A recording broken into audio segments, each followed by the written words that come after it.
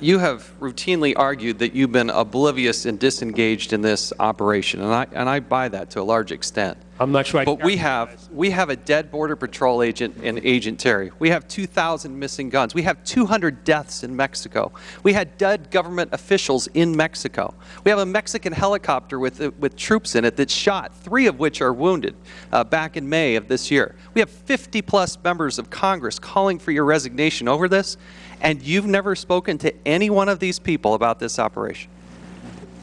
Well, first off, the notion that I am somehow oblivious to this matter is totally belied by these inconvenient things called the facts. You took 5 days to go to the Caribbean. You didn't have 15 minutes to call Secretary Clinton, Napolitano, talk to the President or your counterparts in Mexico?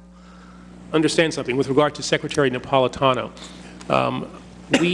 our agencies have been in constant touch with each other about this issue because we are engaged, both of us, in the prosecution of the killer of... Okay, so if you were intimately involved and engaged in this, remember, Agent Terry was killed in December, mid-December, and then we had Jaime Zapata, who was killed in Mexico, 2 officers shot in February 15th. On February 16th, you and Secretary Napolitano issued a press release.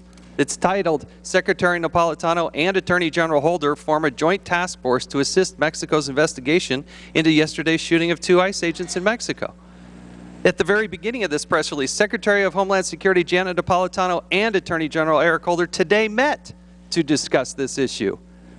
And how is it that you and Secretary Napolitano said you never even talked or discussed, even brought up or had any discussion about Fast and Furious?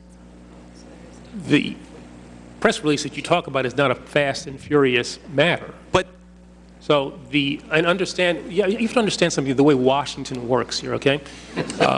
The reality is that when it comes to matters that are under investigation... But the death of Jaime Zapata was highly likely, that came from Fast and Furious. In fact, from testimony that we took from Agent Forcelli, and I'm going to read from this, is from January 8th of 2011, quote, and there was this sense, like every other time, even with Miss Gifford's shooting, there was a state of panic, like, oh my God, let's hope that this is not a weapon from that case. And the shooting of Mr. Zapata down in Mexico, I know that, again, that state of panic that they had, like, please let this not come back.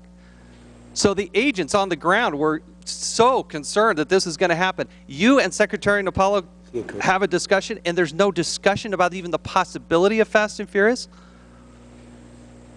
There is the meaningful conversations that happen between DHS and DOJ happen at lower levels, between investigators. But when you and Secretary, what did you and Secretary Napolitano talk about if you didn't talk about Fast and Furious, and it's the day after Jaime Zapata, and you were very quick to issue press releases? Well, you're making an assumption that that, in fact, is a Fast and Furious case. I'm not sure that We didn't know at the time. You didn't know at the time. I didn't know. Nobody knew at the time. Isn't it a reasonable assumption to suggest that it may have been guns from Fast and Furious that happened, that caused that death?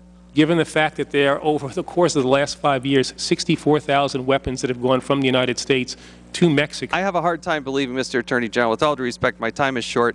Twice, the President of the United States has gone before the American people and said that you had nothing to do with this, you weren't involved in it, you weren't engaged in it, yet you said you've never spoken to the President. How is it that he would know that you haven't been involved, you weren't involved in this, and he can make such a claim if you've never even spoken to him about it? Well, the President gets information from the Justice Department in a variety of ways. We interact with the White House counsel's office very frequently. I don't know exactly what the flow of information is within the White House, but he can find out about my state of involvement in matters connected to the Justice Department without speaking directly to... Let me move on to you have access to, obviously, the emails of Dennis Burke.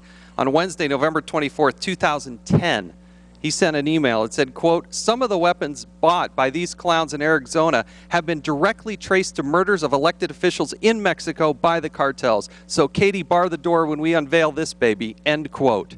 How is it that you've never had a discussion with your counterpart in Mexico about this. In fact, in Los Angeles Times article dated September 19th of this year, quote, "At no time did we know or were we made aware that there might have been arms trafficking permitted. In no way would we have allowed it because in an attack on the safety of Mexicans."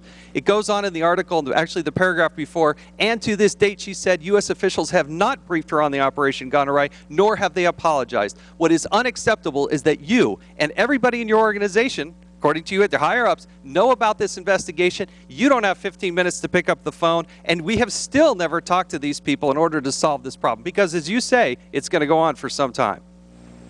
We have taken steps, I have taken steps to solve this problem in that I've ordered an examination of this to determine exactly what happened.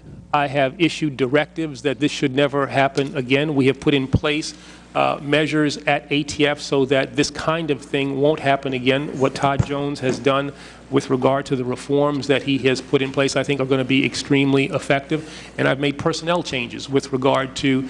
You haven't fired anybody. Nobody's been fired. The gentleman's time has expired. Does the gentleman want to respond to the last question? I just was trying to say that I have made personnel changes with regard to the agencies that have been involved, and these are initial determinations that I have made. It is not all that I am possibly going to do.